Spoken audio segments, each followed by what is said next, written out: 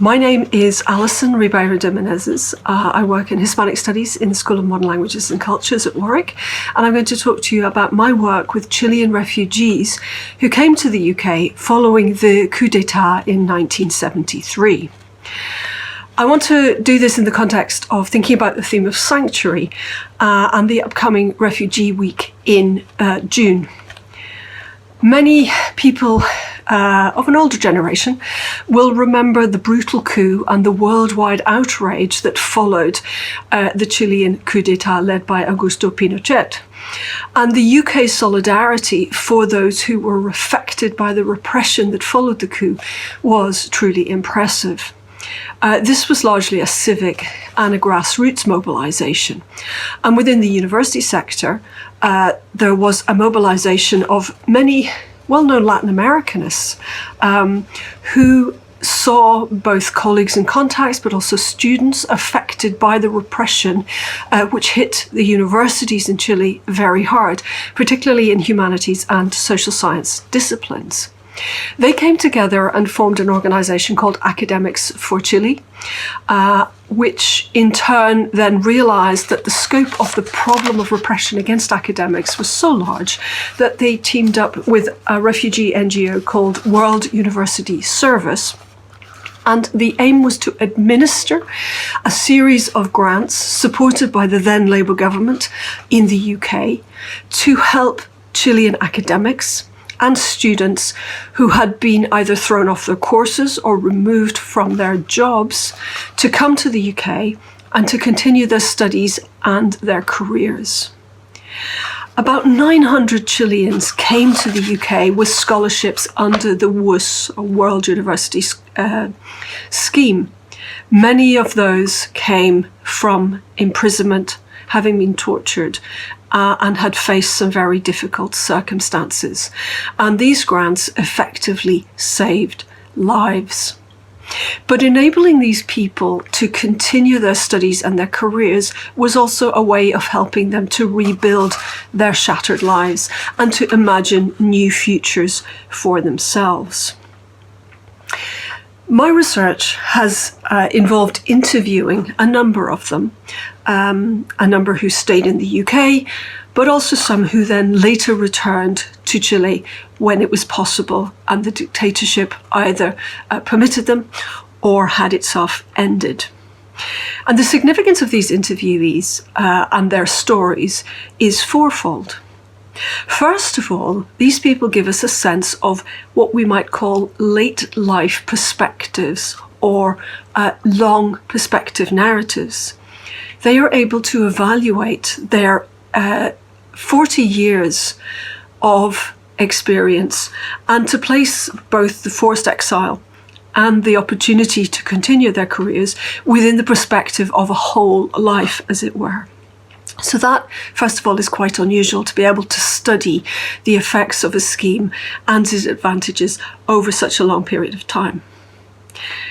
The research is also important because what these stories tell us are stories of agency, stories of coping, of confronting challenges, and they were not easy stories, but also of resilience and of, as they say in Chilean, salir adelante, continuing to live your life, forging a way ahead. They are not exclusively, but very often success stories.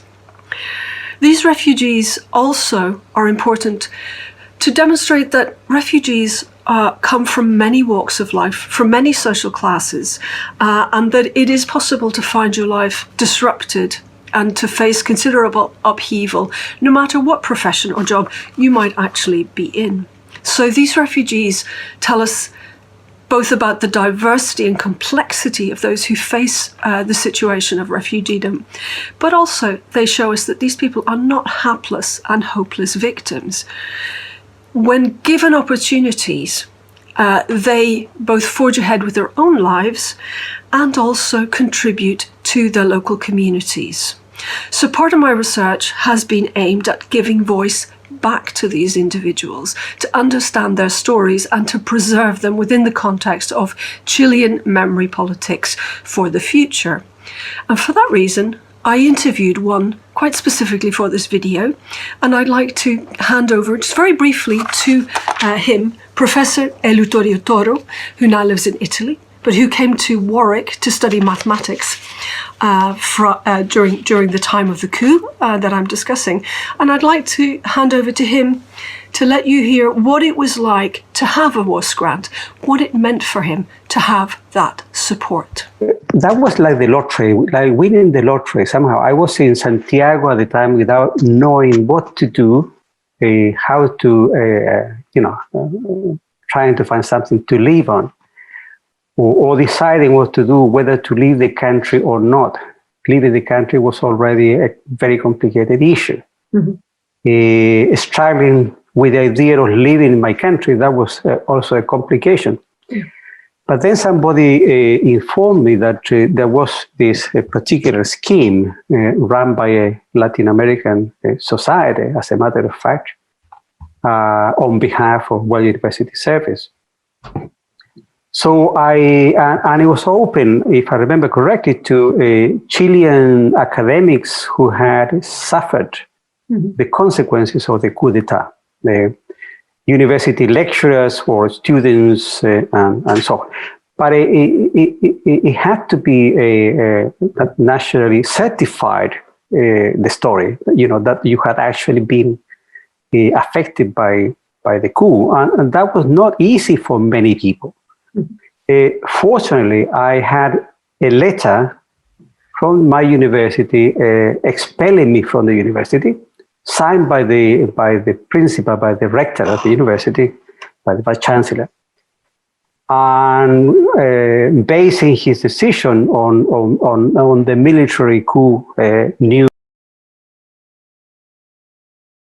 decrees and laws and so on. Yes. So that was really a document that was fundamental to certify my situation, justified with my application to World University Service. But in fact, I had little hope that this would be accepted. But I was so surprised when the acceptance letter came. The problem was how to leave Chile. And that was a long story, how to actually make use of the grant. That was a complicated story.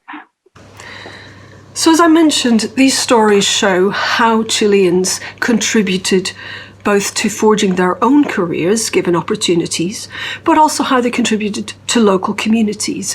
And I hear stories of trade union commitment, of many former refugees in this context who went in to work in refugee work, for example, in the British Refugee Council or in other NGOs. Who went into social work, for instance, or even some who ended up working in the private sector, but often in much-loved British high street stores and companies. In other words, these are stories of people who formed part of a new community and who contributed to it. And I think it's very important to convey that message today. But again, I'd like to finally hand back to Professor Toro, because he has some reflections on the value of this initiative. Voices from the refugee sector have commented to me that what the WUS story, when they hear it, shows is what can be achieved and what was achieved.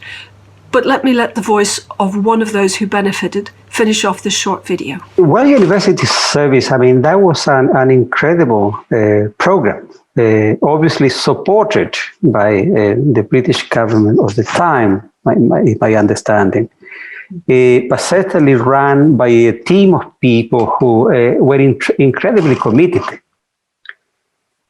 They were not just administrators or bureaucrats running a program with paperwork and names and figures of grants and so on. They were people committed humanly to refugees coming from Chile.